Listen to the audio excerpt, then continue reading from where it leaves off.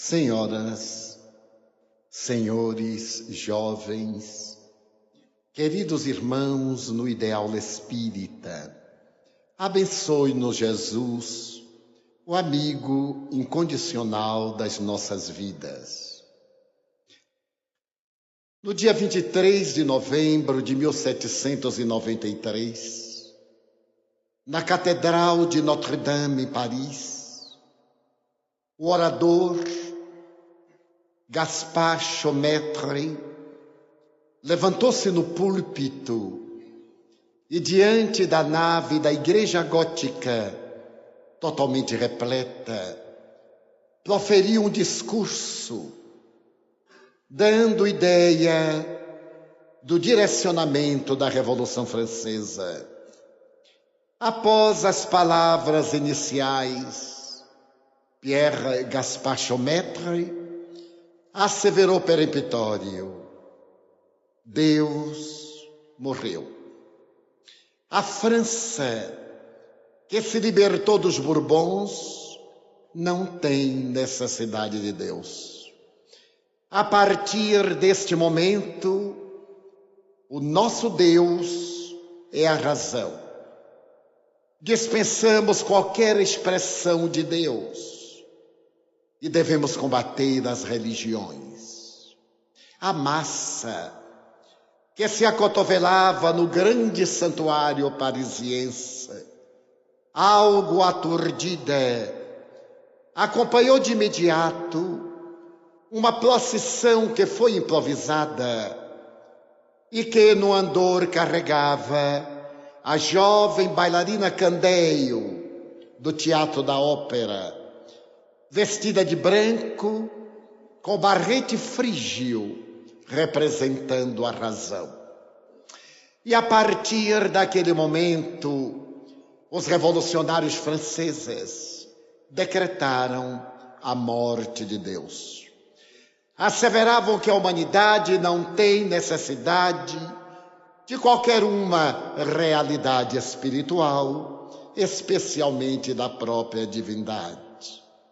Logo depois, no ardor dessa onda de negativismo espiritualista, no ano de 1802, Napoleão Bonaparte, para poder assentar os seus arraiais em Paris, firmou a segunda concordata entre o governo da França e o Vaticano, trazendo Deus de volta ao seu país. Através desse documento, o célebre Corso desejava fortalecer a sua posição e, para tanto, recorreu ao poder teocrático da religião para trazer a divindade de volta ao solo francês. E Deus, que havia sido exilado através do entusiasmo de um orador arrebatado, era trazido de volta por meio de um decreto imperial. No dia 2 de dezembro de 1804, naquela mesma catedral, Napoleão Bonaparte era consagrado como o novo primeiro imperador da França.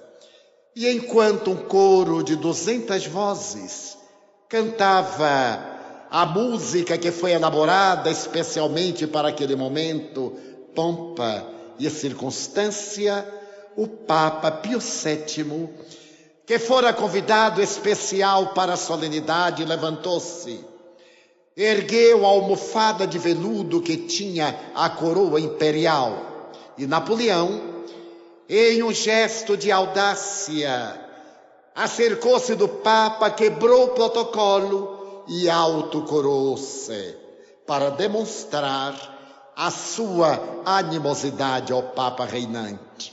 Ato contínuo, ele coroou Josefina como imperatriz.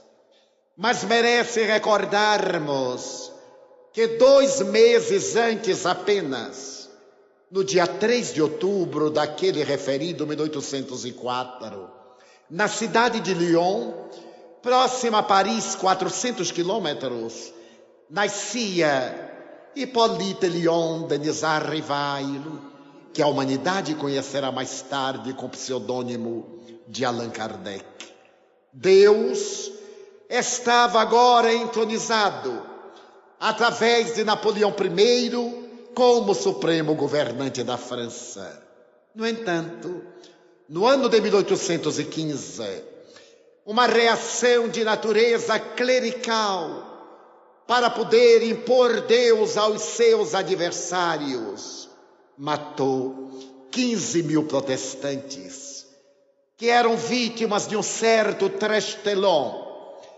E a carnificina foi tão cruel que as águas do rio Loire ficaram poluídas pelo número volumoso de cadáveres. Logo depois, a cultura francesa e europeia entrava no período de modorra, e apesar de o século XIX ser considerado o século das luzes, o materialismo passou a tomar conta das mentes humanas. A partir de 1859, com as experiências notáveis de Charles Darwin e a sua descoberta teorizada no processo da evolução, da seleção natural, das diferenças das espécies, nascia uma doutrina que demonstrava o flagrante erro bíblico a respeito da criação. E o materialismo tomou conta da Europa, através de homens e de mulheres notáveis, que na intimidade dos seus laboratórios, recentemente libertados do tacão dogmático e fora dos velhos porões medievais, gritavam da desnecessidade a respeito de Deus. Entre outros, o pensamento do grande alemão Friedrich Nietzsche, que havia escrito uma obra revolucionária. Ele colocava na boca da personagem principal uma grande ironia a respeito de Deus. É verdade que Deus morreu? Pergunta o louco na praça pública. No célebre assim falava Zaratustra.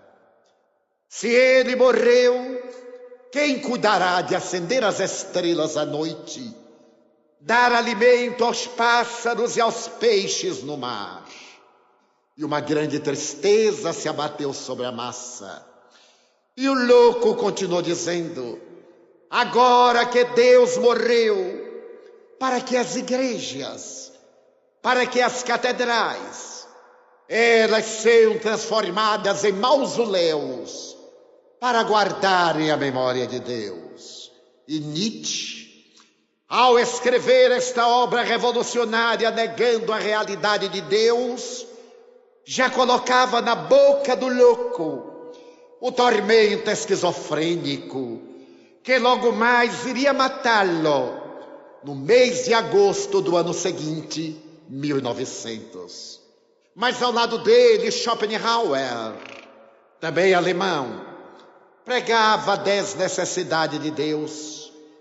E os mais eminentes pesquisadores na área da ciência, nas grandes universidades europeias, diziam: a alma não existe. A alma é uma sudorese cerebral. Da mesma forma que o fígado produz a bilis e os rins produzem a urina, o cérebro produz a alma. Na hora em que o cérebro deixa de funcionar, a alma desaparece. E alguns intelectuais anatomopatologistas, como Florence, Cuvier e outros, declaravam soberanamente: nós temos dissecado milhares de cadáveres e nunca vimos a alma. O materialismo tomou conta da cultura no fim do século XIX e apresentou-se sob 3 aspectos: o materialismo dialético, o materialismo histórico, o materialismo mecanicista. Quando irrompe o século XX, e vem a terrível hecatombe de 1914 e 1918.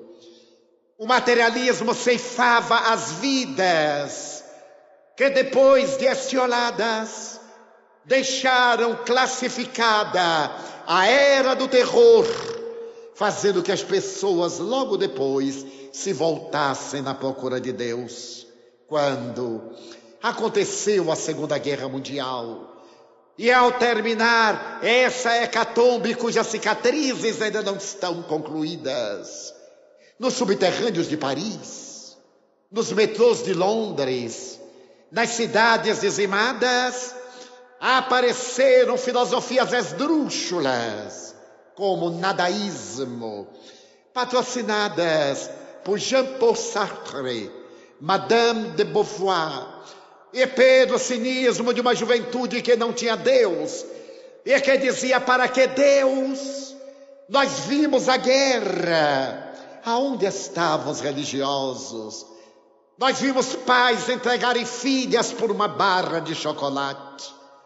Nós vimos as pessoas descerem aos subterrâneos do metrô, caçando lagartixas e ratos para poderem comer. Para que uma vida digna?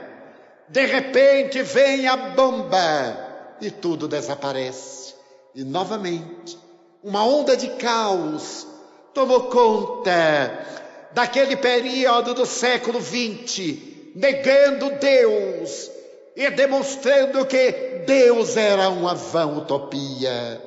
Foi quando religiosos holandeses, escrevendo a respeito da vida de Jesus, publicaram o célebre catecismo, no qual teólogos da Holanda diziam: nós somos cristãos, mas não acreditamos em Deus. Nós temos a prova histórica da presença de Jesus, mas Deus deve ser uma utopia, uma personalidade mítica. Foi nesse período dos anos 60, quando os hippies abandonaram a civilização na busca da depravação, rotulada de amor, e fugiram do chamado contexto para usar cocaína e ópio no Afeganistão e em outros países da Ásia, como Tibete, e outros onde o comércio de drogas era lícito. Deus pareceu desaparecer das páginas da história. Foi nesse momento que apareceu uma obra extraordinária, escrita por um professor de História Natural dos Estados Unidos, o Dr. Cressy Morrison. Examinando essa onda de materialismo, ele, que havia sido diretor do Museu de História Natural de Nova York por 40 anos, escreve na sua obra: eu creio em Deus. Já que está na moda a negação de Deus, caracterizando o ser intelectual aquele que discorda de Deus, eu tenho orgulho de afirmar: eu creio em Deus. E tenho 7 razões que me levam a crer em Deus. Por exemplo, primeiro, se qualquer um de nós pegarmos 10 moedas metálicas de R$1 e as enumerarmos de 1 até 10 e colocarmos em nosso bolso, vamos tentar uma experiência. Tentemos retirar a moeda número 1. A nossa probabilidade de êxito é de uma vez em 10 tentativas, porque são 10 moedas. Imaginemos que retiramos a moeda número 1 e devolvemos. Vamos tentar retirar a moeda número 2. A nossa probabilidade de êxito é de uma vez em 100 vezes. Se nós devolvermos a moeda número 2 e tentarmos retirar a número 3 imediatamente, a nossa probabilidade de êxito é de uma vez em 1000.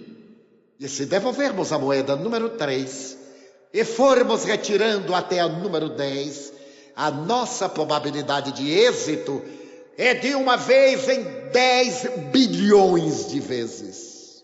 Logo, uma coisa tão simples que os senhores podem tentar. Quando eu olho a Terra e vejo a beleza do universo, eu creio em Deus. Por quê? Se, por exemplo, a atmosfera da Terra mede 60 quilômetros, não é por acaso.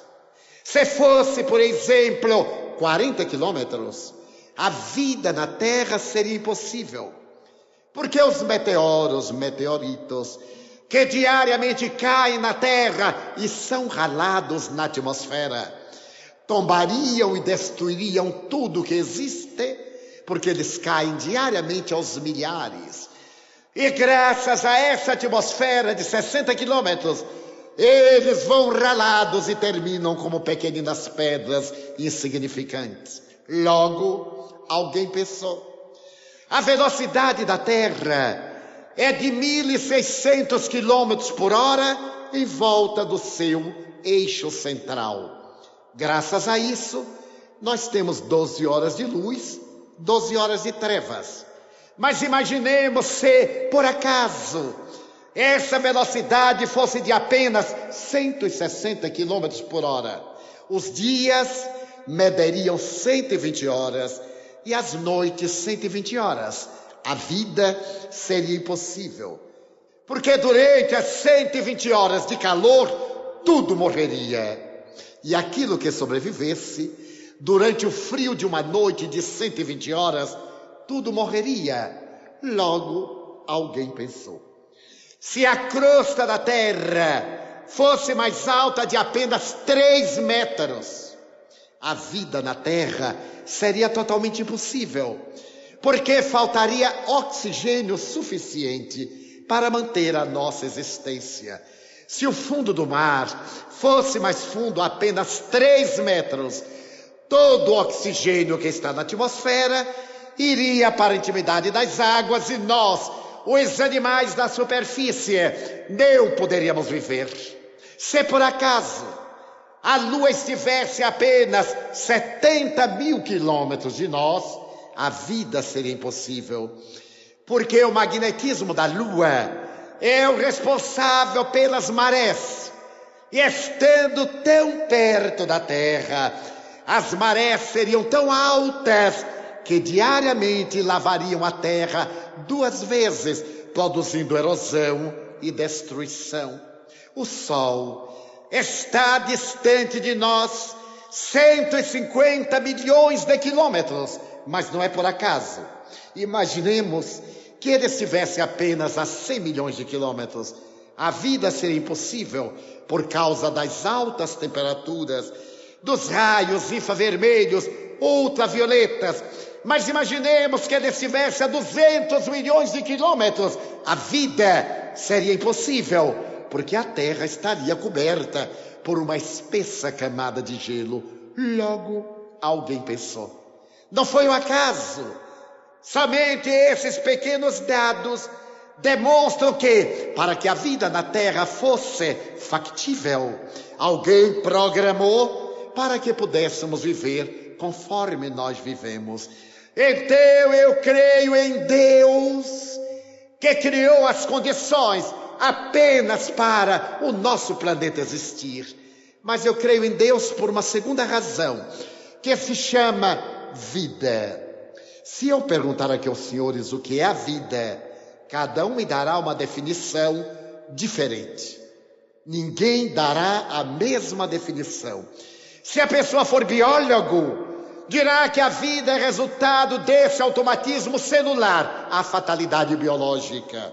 Se for filósofo, dirá que a vida é esse passeio encantado no país da fantasia. Se for poeta, escritor, agricultor analfabeto, cada um tem da vida a definição mais compatível consigo mesmo. E até hoje ninguém conseguiu definir a vida de uma maneira global, porque a vida escapa. A vida é resultado da união de 2 fatores, um protoplasma e um raio de sol. O raio de sol incidindo sobre o protoplasma permite que ele se biparta. É o fenômeno da cisciparidade celular. E ele se vai multiplicando até construir a vida. Mas a vida é um químico maravilhoso. Uma planta introduz a raiz em um adubo apodrecido e transforma em perfume na flor, em fruto saboroso, agradável no seu momento de exuberância. A vida é um grande escultor. Basta que nós olhemos as folhas de quaisquer plantas. Os mais importantes biólogos têm comparado as folhas das árvores e nunca descobriram duas folhas absolutamente iguais. Porque a vida é caprichosa, mas a vida é esse extraordinário engenheiro que transforma água e humus em açúcar e em madeira. Por isso, eu creio em Deus por causa do milagre da vida. Mas eu creio em Deus por uma terceira razão, que se chama o instinto dos animais. Todos nós falamos sobre o instinto, mas ninguém sabe onde ele se localiza. Nós dizemos, eu tirei a mão por instinto, eu reagi por instinto. É só uma palavra, mas esse mecanismo nós ainda não sabemos. Nós não sabemos, por exemplo, por que o salmão, quando chega a época da desova, ele abandona todas as águas dos rios em que estão e, nadando contra a correnteza, eles vêm desovar nos lugares em que nasceram. Se pegarmos o salmão e colocarmos no afluente do mesmo rio, que é diferente esse afluente, ele sabe que está errado. Ele retém a desova e continua nadando até encontrar as águas tépidas do lugar em que ele nasceu, para depois ele morrer. Quem ensinou ao salmão? Bem, o instinto. A vespa. A vespa, quando vai desovar, ela sabe uma porção de coisa. Ela sabe que todos os insetos já nascem adultos. E que todo inseto nasce com fome. Parece até brasileiro do Nordeste. Então a vespa sabe que os seus descendentes só podem comer carne viva. Se comerem carne morta, eles morrem. A vespa faz um buraco no chão, desce, abre uma câmara subterrânea, sobe, pega um barro, um pouco de argila, um grão, tapa o buraco, voa e vai procurar uma larva ou um gafanhoto. Ela dá uma picada no gafanhoto, ele fica imóvel. Ninguém conseguiu dar uma picada igual para imobilizar o gafanhoto sem matar. Ela carrega o gafanhoto, abre o buraco, leva-o até a câmara, desova na parte secundária do gafanhoto, na extremidade do abdômen. Voa, tapa o buraco e morre.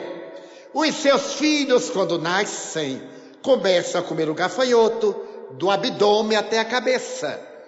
Quando o gafanhoto morre, eles estão em condição de voar e cuidar da própria vida. Quem ensinou a vespa esse mecanismo? Se ela errar, todas as vespas morrerão.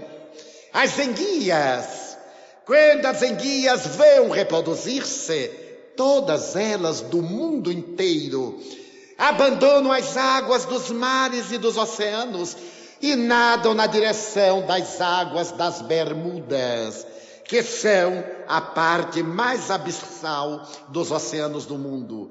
Chegando ali, elas se reproduzem e morrem. Os seus descendentes voltam para os mesmos lugares de onde vieram seus pais.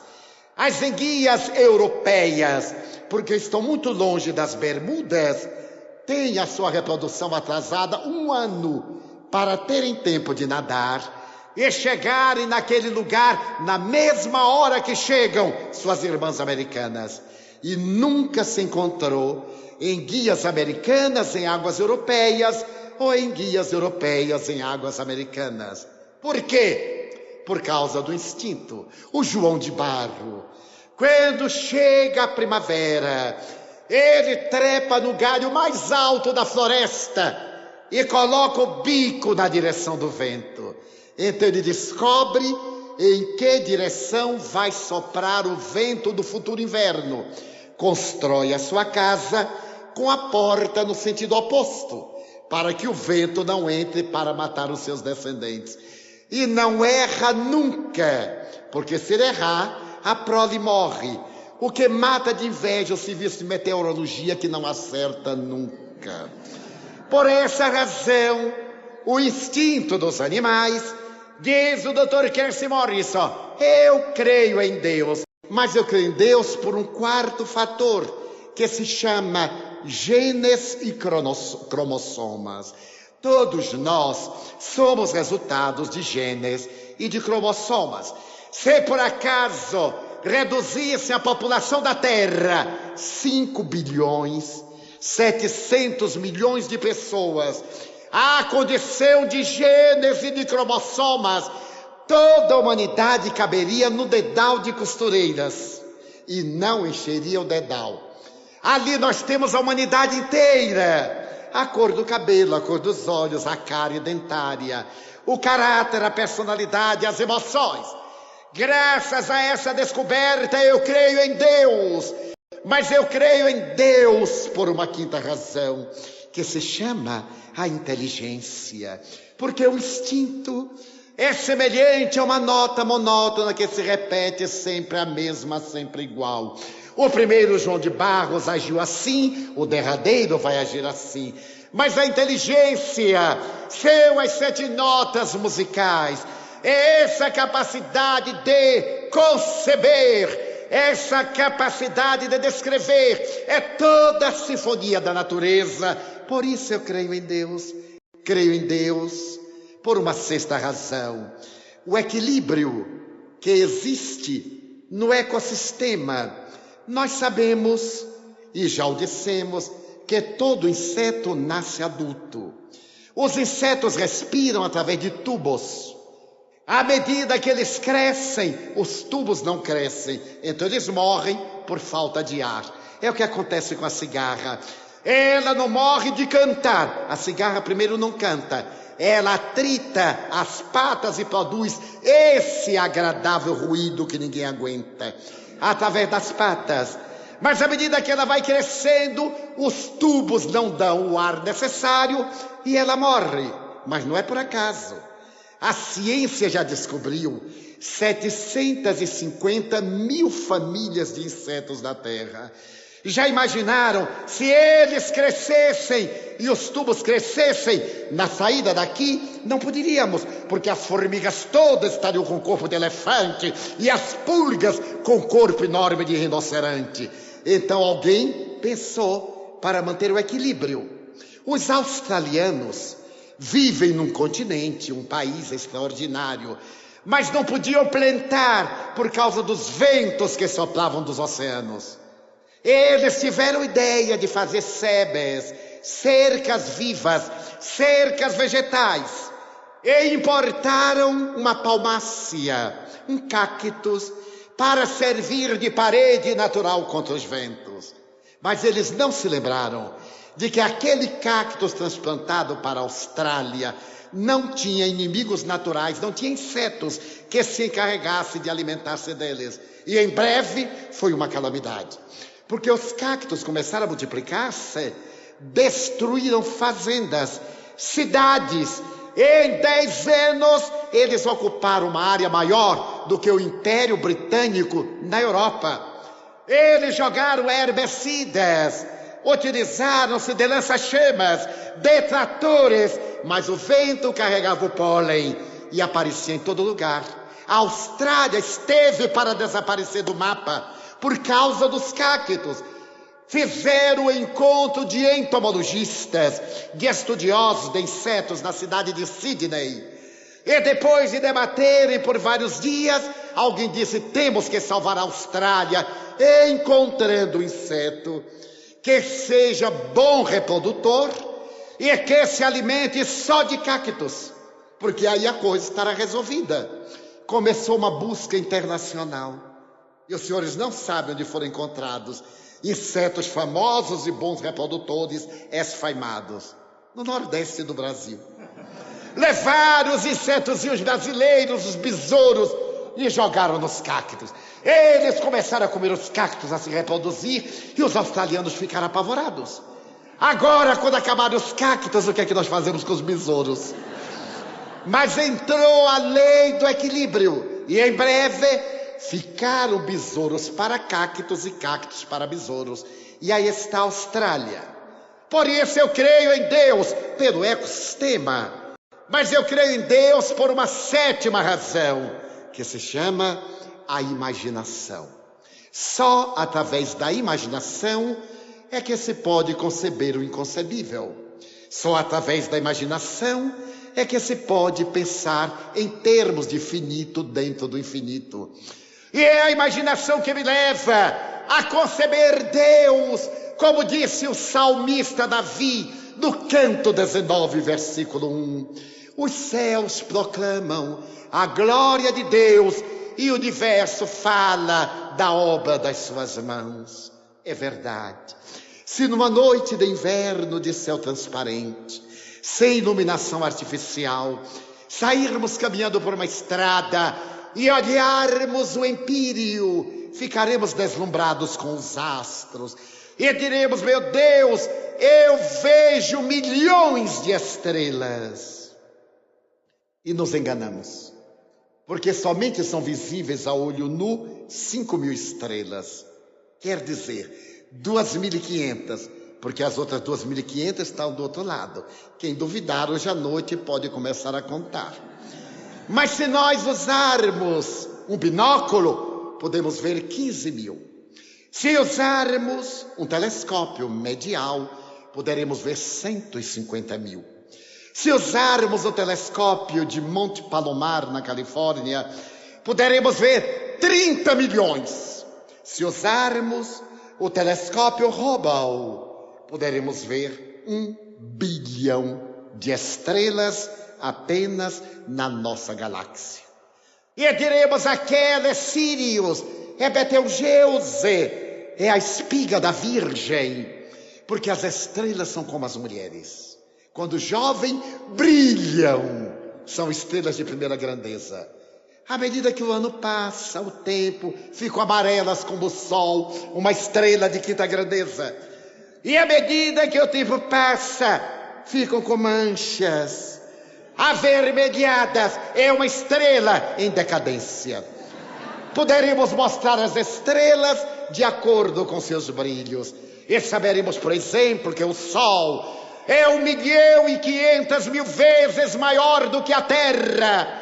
E que Betelgeuse é 1.500.000 vezes maior do que o Sol. E olhemos a nossa galáxia, a Via Láctea, e dizemos: meu Deus, esta Via Láctea tem 200 bilhões de estrelas.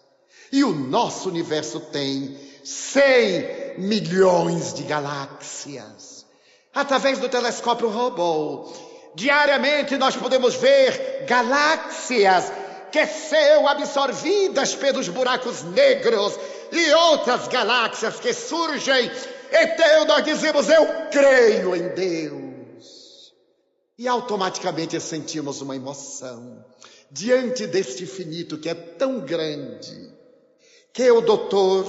James Jeans, astrofísico inglês, disse para nós, os que não somos astrônomos: quereis ter uma ideia das distâncias que separam as estrelas uma das outras? Tomai um avião supersônico, viajai sobre a Eurásia, a Europa e a Ásia, e pegai 3 abelhas e atirai-as pela janela. Elas terão menos espaço para voar do que os astros no infinito. E iremos entender a grandiosidade da criação quando olhamos o nosso Sol. Esse calorzinho que ainda estamos sentindo é resultado da sua combustão interna. Ele gasta 420 milhões de toneladas de massa por segundo que converte em energia. O que é que vale dizer que dentro de 15 milhões de anos o Sol vai morrer e todo o sistema? Oportunamente proferindo essa conferência numa cidade, ao terminar, veio uma moça mais ou menos madura e me perguntou: irmão Divaldo, é mesmo que o universo vai se acabar? Entre o universo não sei, mas o nosso sistema sim, vai chegar um dia que ele vai se acabar. Quando? Dentro de 15 bilhões de anos. Ela disse: ai meu Deus, o que será de mim que ainda não me casei? Nós, olhando este universo grandioso, automaticamente levemos a língua ao véu paladino e naturalmente tragamos em seco. Quando nós fazemos isto, Deus já não está mais lá no universo apenas, está dentro de nós. Neste movimento da língua, nós acionamos incontáveis nervos. E se por acaso, neste momento, sentimos aqui o odor de uma carninha assada lá fora, de imediato começamos a apresentar os ácidos, os sais, que vão se encarregar da futura digestão. Começam as papilas da nossa língua, que são 5 milhões, a secretar a saliva, que é encarregada de iniciar a digestão na boca. Aproximemo-nos do churrasco e quando vamos pegar a boca cheia d'água, nós dizemos: meu Deus, agora eu me lembrei que sou vegetariano, largo o churrasco para lá. E pensemos em uma salada maravilhosa. Então, as nossas papilas jogam fora aquela substância e começam a trabalhar outra, porque já não servem aqueles ácidos para a digestão. E nós temos agora o organismo preparado para a alimentação vegetariana. Mas no justo momento, não, eu vou preferir mesmo é um pão com um copo de leite. Aí a boca, o estômago dizem: não aguento com esse rapaz. Joga tudo fora e se prepara cantando a glória de Deus. Se nós tomarmos uma picada de alfinete, destruímos milhares de capilares. Outros vêm e tomam lugar. Mas se tomarmos um corte, imediatamente vem a hemorragia. Que faz o organismo? Condensa na ferida que está aberta uma substância especial e compõe um coágulo no tampão para impedir que todo o nosso sangue se esvaia numa providência. A ciência diz que morrem diariamente em nosso sangue 30 milhões de glóbulos vermelhos por segundo. E nascem 30 milhões de glóbulos vermelhos por segundo, cantando a glória de Deus. O indivíduo leva a mão à cabeça e diz: agora eu creio. E quando ele põe a mão na cabeça, ele está segurando o mais notável computador que a humanidade sequer pode imaginar. Porque dentro deste crânio existem no cérebro 100 bilhões de neurônios, células nervosas que nunca se repetem, que depois que foram concebidas e nasceram conosco, à medida que vão morrendo, a 100 mil por dia, são as responsáveis pelo nosso envelhecimento, pela nossa memória, pela nossa inteligência, pelos nossos movimentos, todos ali codificados nas chamadas sinapses cerebrais. Então, de imediato, sentimos uma emoção e coloquemos a mão no peito. Essa bomba, que é o coração, é a bomba mais resistente que a humanidade jamais viu. Não existe na Terra um equipamento elástico igual no coração, que começa a pulsar após a fecundação. E quando para, encerra-se a vida biológica. Eu tenho um amigo que está com 110 anos.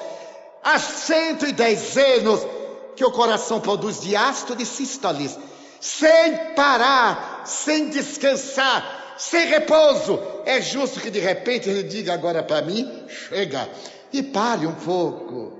Mas este coração é tão notável, ele tem uma função.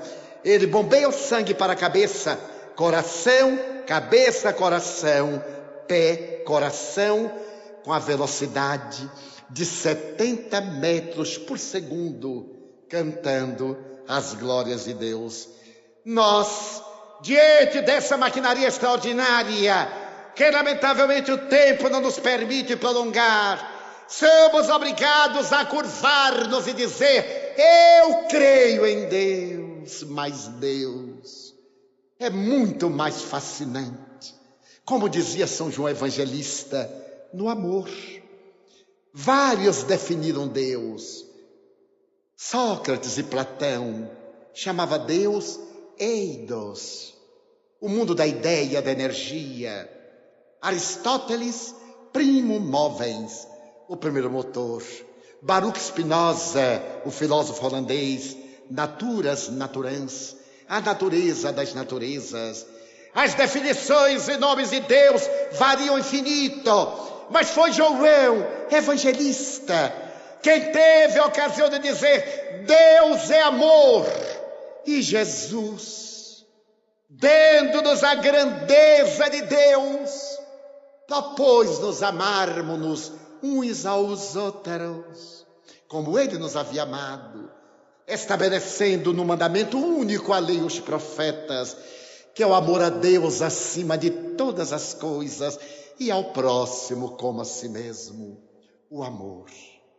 Na hora em que nós amarmos, Deus permanecerá no infinito do espaço e no absurdo do cosmo e dentro do nosso ser. Para encontrá-lo, é necessário viajar não para fora, senão para dentro, para sintonizar com a sua vibração.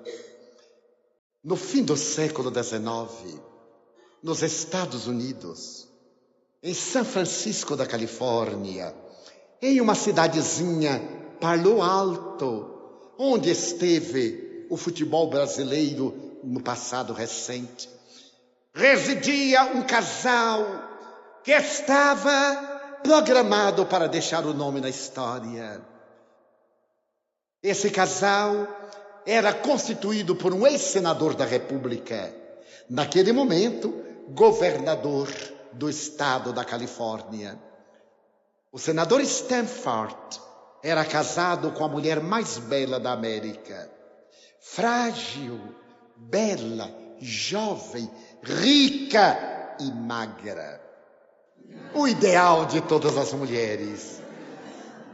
Ela, quando passava, provocava a ira, a inveja, a sua carruagem, recoberta de ouro e com pedras preciosas. Quando corria pelas ruas de São Francisco e ela acenava com um lenço de linho branco belga, bordado, a inveja ia atrás. Para completar a felicidade de Madame Stanford, que morava em uma grande mansão, em uma pequena colina em Palo Alto, tinha um filho. Na época desses acontecimentos, que contava mais ou menos 11 anos, chamado Leland. Leland era frágil, possuía 2 olhos verdes, os cabelos eram levemente alourados, ele era terno e doce, amava aos pais, na razão direta em que os pais não tinham tempo para cuidar dele.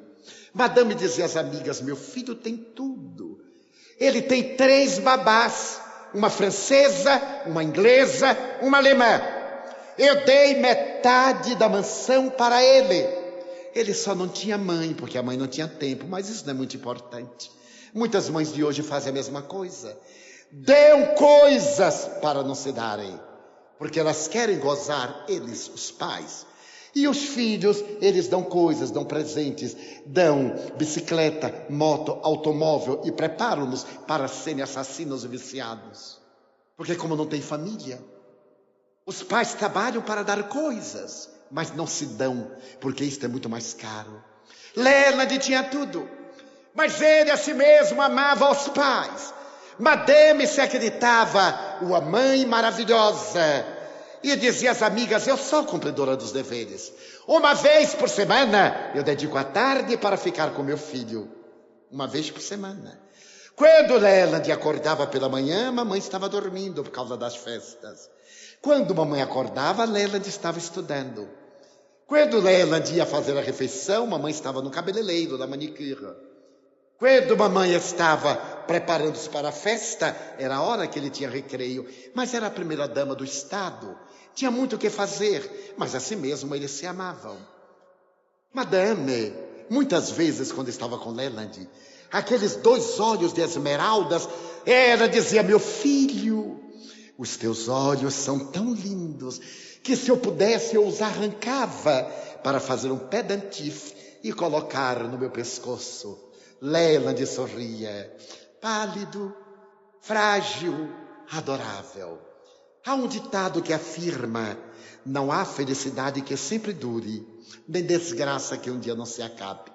A felicidade de Madame, em determinado momento, foi interrompida, porque Madame tinha uma tia, uma dessas velhas pobres que tem coragem de nascer em família rica, e que morava numa rua modesta de São Francisco.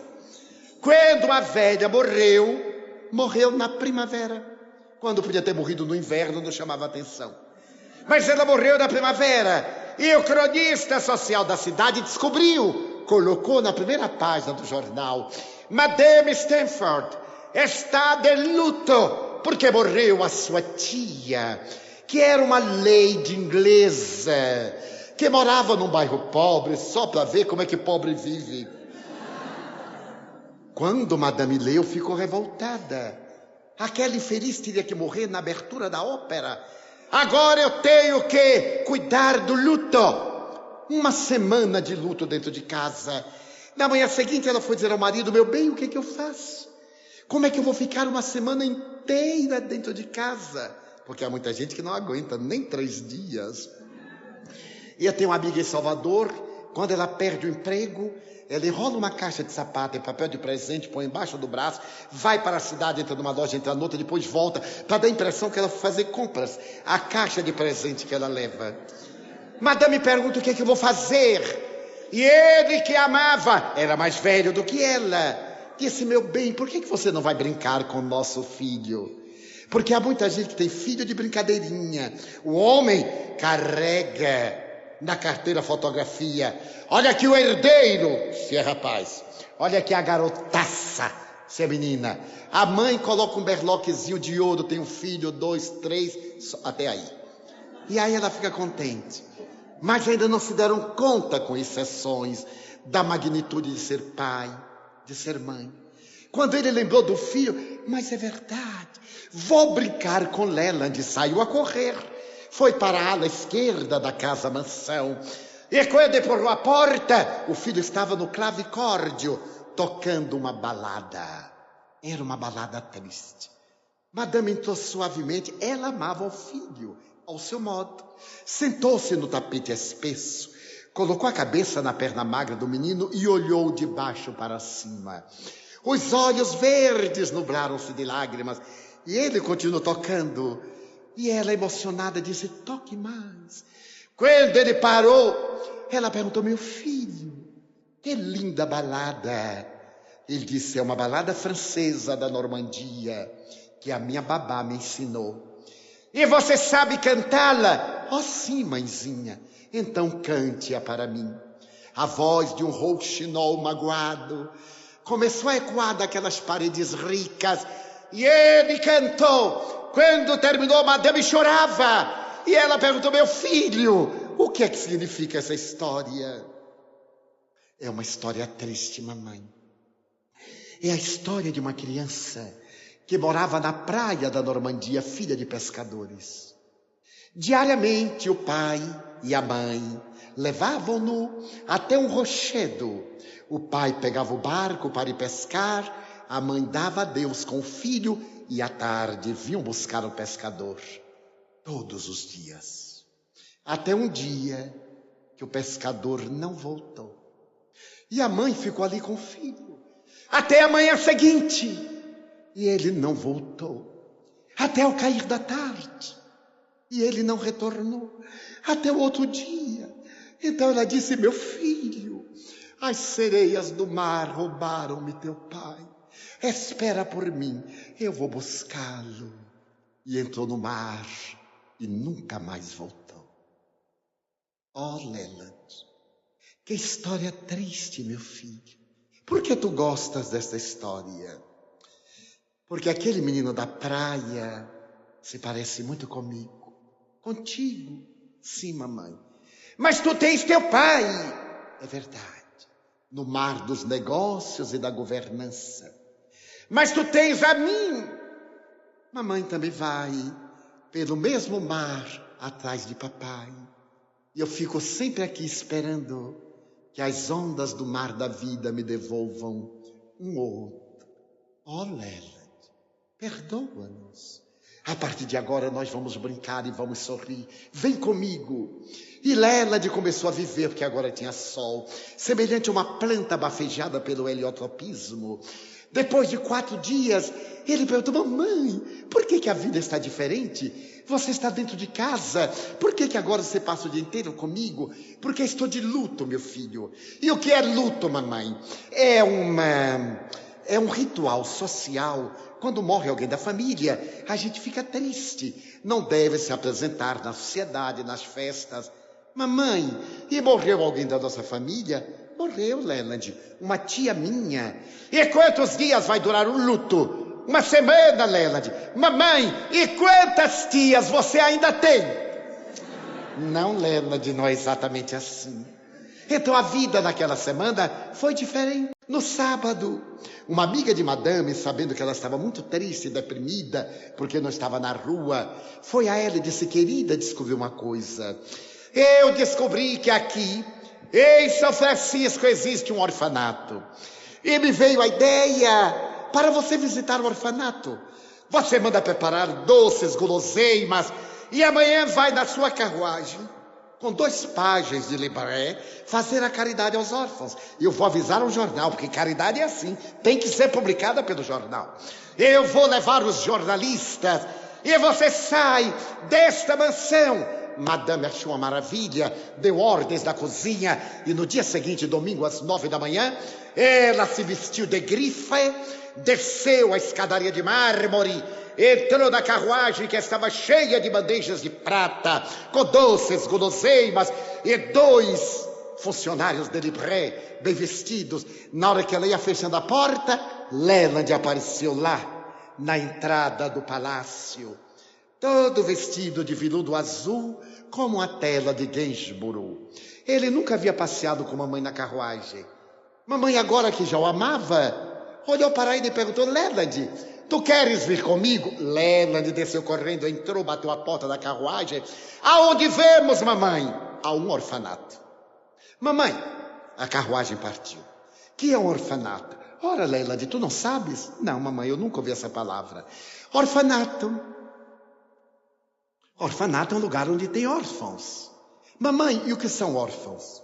Órfãos. Tu não sabes? Não, mamãe. Mas essas professoras de hoje não ensinam mais nada a ninguém. Órfãos. Como eu te direi? Madame era rica, era bonita, era magra, era tudo, mas não era lá. Órfãos, já sei. São esses moleques de rua. São esses, a ralé. São esses meninos que não têm pais e que não têm mães.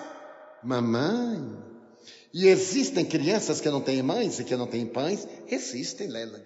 Mas não é papai o governador da cidade? Por que isso acontece? Política, Lélade. Não nos envolvamos em política. E ademais é problema de Deus. Não temos nada com isso. Mas mamãe, cala-te, Lélade. Vamos ao orfanato. Quando chegaram no orfanato, os órfãos apareceram à porta. Eles são iguais no mundo inteiro, em todas as épocas. Magros, mal cuidados, mal penteados, rasgados, sujos. Os dentes à mostra, os olhos desvairados, agressivos, esquecidos. Quando Lélade viu, disse: mamãe, os órfãos são meninos e meninas. Como é seu nome?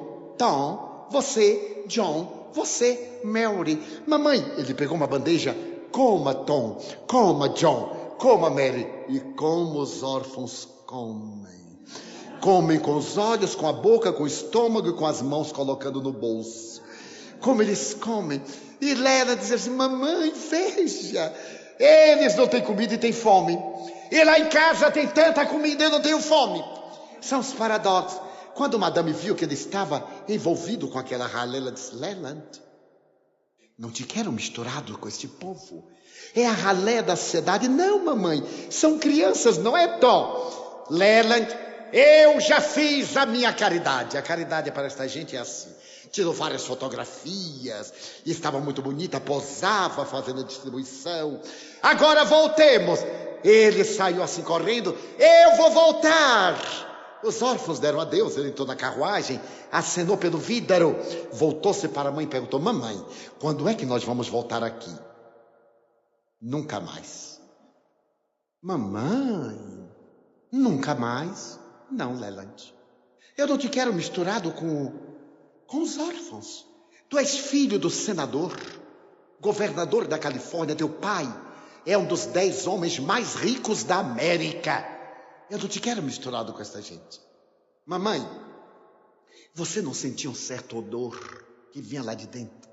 Leland, eu senti muita coisa ruim. Pois é, mamãe.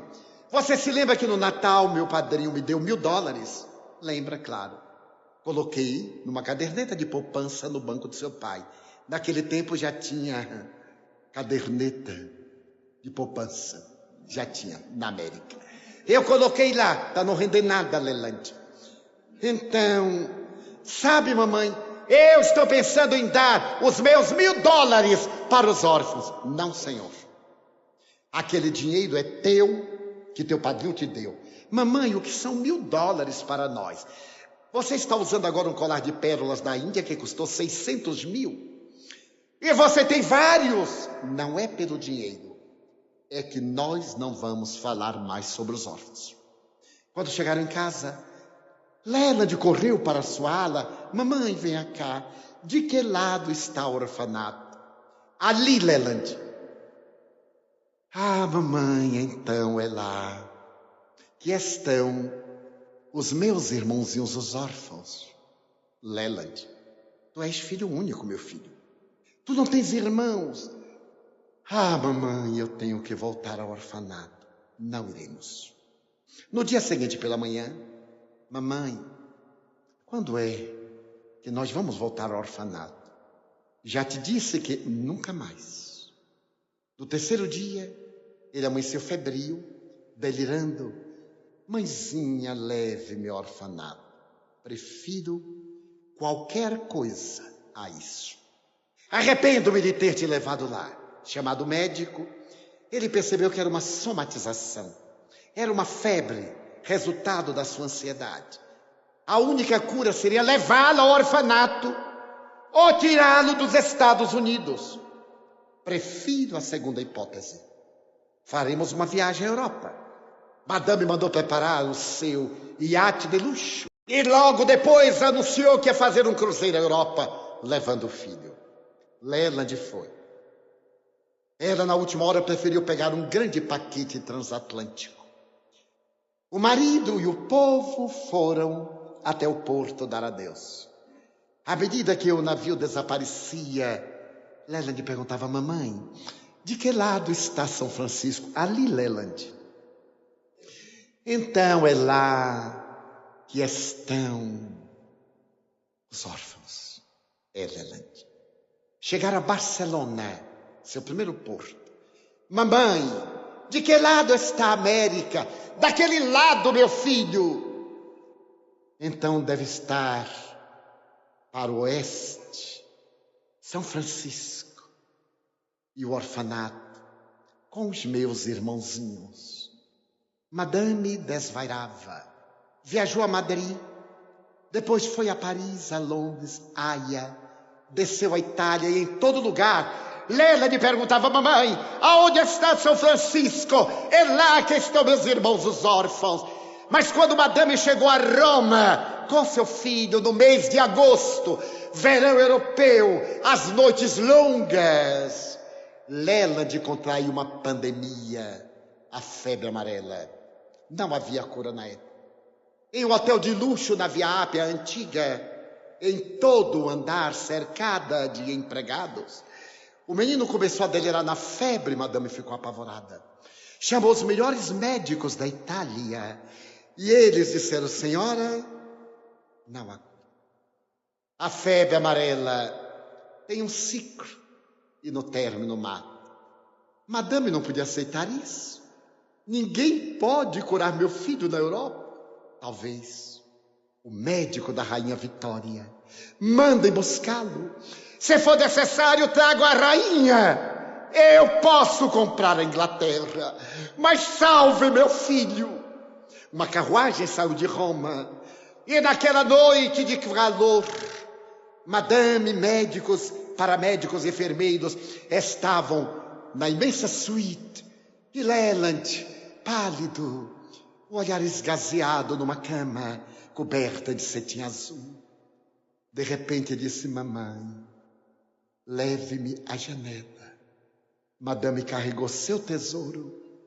Uma enfermeira abriu a cremaleira e as portas imensas. Chegaram à sacada. A noite quente, Leland perguntou: mamãe, de que lado está São Francisco? Ali, meu filho. Fica bom, Leland, para eu te levar à casa dos teus irmãozinhos, os órfãos. Fica bom. Mamãe, eu estou tão cansado.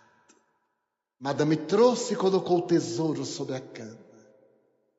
De repente, ele aumentou o volume dos olhos e disse: mamãe, ouça a música, mamãe. Não, meu filho, não tem música. É um delírio. Mamãe, os órfãos estão chegando. Tom, John, Mary, Leland. É um delírio. Mamãe, eles estão me chamando. Eu já vou, mamãe. Mas antes de eu ir, meu filho, não te vás. Madame ajoelhou-se, segurou-lhe as mãos. Não te vás. Mamãe, antes de eu ir, eu quero lhe fazer um pedido, mamãe. Tudo que tu queiras. Mamãe, quando eu for, você será uma mãe que não tem filhos, não é? É, meu filho. Mas você não irá. O médico da rainha chegará daqui a pouco. Mamãe, eu quero lhe pedir que depois que eu for e você se tornar uma mãe que não tem filhos, que você se transforme na mãe dos filhos que não têm mães. Você me promete? Prometo, meu filho. Mas não se vá. Mamãe, os órfãos estão sorrindo. Eles cantam: até logo, mamãe. A cabeça pendeu, os olhos verdes ficaram abertos. O médico correu, desceu-lhe as pálpebras. Madame deu um grito e tombou inanimada. Quando ela despertou, vestiu seu filho, mandou embalsamá-lo, pediu permissão das autoridades para trazê-lo para a América. Colocou-o no caixão de mogno e tampo de cristal. E menos de 3 semanas depois, ela chegava a São Francisco. Não era a mesma mulher. A dor envelhecerá. Ela ficará curvada. A cidade inteira foi para o porto. O senador, governador, levou a Orquestra Sinfônica de São Francisco. E quando a guarda militar desceu aquele caixão com o rosto de Leland por debaixo do tampo de cristal, a cidade se comoveu. Madame beijou o marido e disse: ponham-no na carruagem. E agora vemos ao orfanato. Foi tocando a marcha fúnebre de Chopin. Quando chegaram ao orfanato, Madame abriu as portas da carruagem. O caixão estava de pé. E parecendo louca, ela começou a dizer: meu filho, aí estão os órfãos. Perdoa-me, Leland. Por Deus, perdoa-me, meu filho. Aí estão os teus irmãozinhos, os órfãos. Levou o esquife para Palo Alto. E no cimo do monte, ela plantou o corpo do filho amado. Colocou uma lápide de mármore branco de Carrara, onde escreveu: aqui dormem os olhos verdes de meu filho. Plantou uma trepadeira vermelha para que na primavera o vento arrancasse pétalas de sangue. Naquele ano, Madame deu $20.000 ao orfanato. No ano seguinte, Madame construiu 2 orfanatos. No imediato, o senador morreu. 20 anos depois, Madame morava numa casa pobre, numa ruela de São Francisco. E um jornalista brasileiro, Felício Terra, foi visitá-la. A veneranda velhinha, a ex-rainha da moda americana, a cabeleira alva, um pouco rochonchuda, recebeu o jornalista com muito afeto e disse: perdoe-me, mas eu não tenho cadeira para a visita sentar. Tudo que eu tinha, eu dei para os meus filhos órfãos. Toda a minha fortuna, tapeçarias, quadros, cristais, joias, pratarias. Porque eu descobri que os órfãos necessitam de mães e de pães, mas também de educação. E ergui a Universidade Stanford em homenagem ao meu filho. É hoje uma das 10 maiores universidades do mundo. Foi ali, em 1908, que se conseguiu pela primeira vez a fissão nuclear. Em homenagem ao meu filho. Então Felício Terra perguntou: Madame, e aqueles $1.000 a senhora deu? Não eram meus. Eram de meu filho. Eu mandei fazer uma fundação para educar qualquer criança órfã de olhos verdes em homenagem a meu filho. Deus é amor. E a doutrina espírita, emergindo do grande silêncio da história, vem dizer que fora da caridade não há salvação. Porque a caridade é o amor na sua mais elevada expressão. Porque o amor é a alma da vida, assim como a vida é a alma do amor. Neste momento grave, a certeza de que nós continuaremos além do túmulo, que a morte não nos aniquila, que somos construtores da nossa vida através dos nossos atos, graças à reencarnação. Aquele homem que nasceu 2 meses antes de Napoleão consagrar-se imperador dos franceses, Allan Kardec, trouxe-nos Jesus descrucificado, o Consolador que ele prometera, para que pudéssemos enfrentar esta grande noite que se abate sobre a humanidade com ternura, com compaixão, com caridade. Estes são dias muito graves, que nos pedem reflexão e prece, meditação e paz interior. Não nos deixemos perturbar, nem afligir. Não nos contaminemos do ódio, nem de um lado, nem do outro. Respeitemos a todos, oremos por todos e agradeçamos a Deus a infinita honra de estarmos na terra, neste momento em que a grande noite vai dar lugar à madrugada da Era Nova, dizendo: meu Deus, como eu gostaria de dizer-te que eu amo a vida, que para mim é bela e é consentida. Muito obrigado, Senhor, pelo que me deste, pelo que me dás. Obrigado pelo ar, pelo pão, pela paz. Muito obrigado pela beleza que os meus olhos veem no altar da natureza. Olhos que fitam o céu, a terra e o mar, que acompanham a ave ligeira que corre fagueira pelo céu de anil e se detém na terra verde salpicada de flores em tonalidades 1000.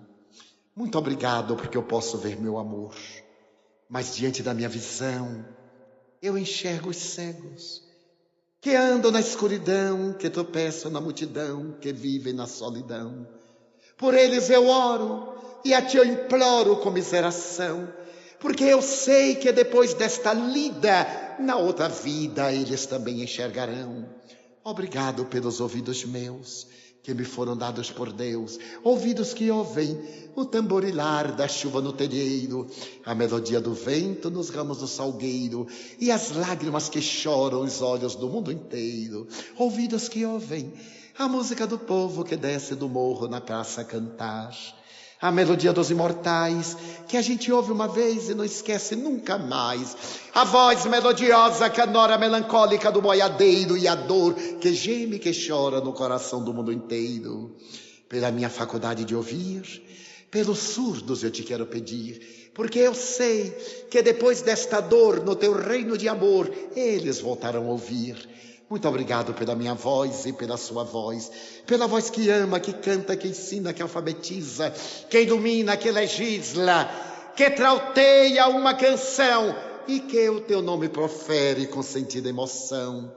Diante da minha melodia, eu quero rogar pelos que sofrem de afasia. Eles não cantam de noite, não falam de dia. Oro por eles, porque eu sei que depois desta prova, na vida nova, cantarão.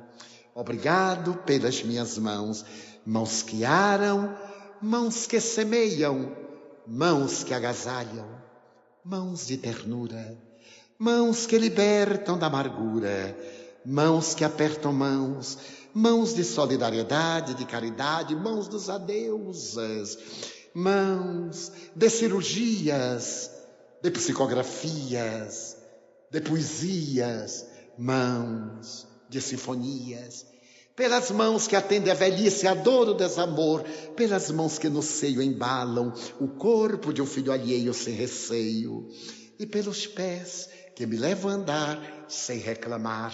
Muito obrigado, Senhor, porque eu posso caminhar.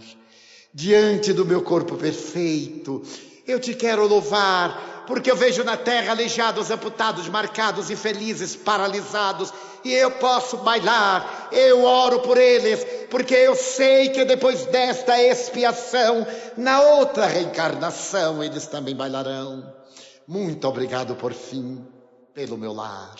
É tão maravilhoso ter um lar, mas não é importante se este lar é uma mansão, ou uma tapera, um ninho, um grabato de doce, está numa favela, um bangalô, seja lá o que for, mas que dentro dele exista a figura do amor, o amor de mãe, ou de pai, de mulher, ou de marido, de filho, de irmão, a presença de um amigo, alguém que nos dê a mão, pelo menos a companhia de um cão, porque é muito triste viver na solidão. Mas se eu a ninguém tiver para me amar, nem um teto para me agasalhar, nem uma cama para repousar, nem aí reclamarei, nem maldirei, pelo contrário eu cantarei. Obrigado, Senhor, porque eu nasci, obrigado porque creio em Ti, pelo Teu amor, obrigado, Senhor, pela Sua atenção.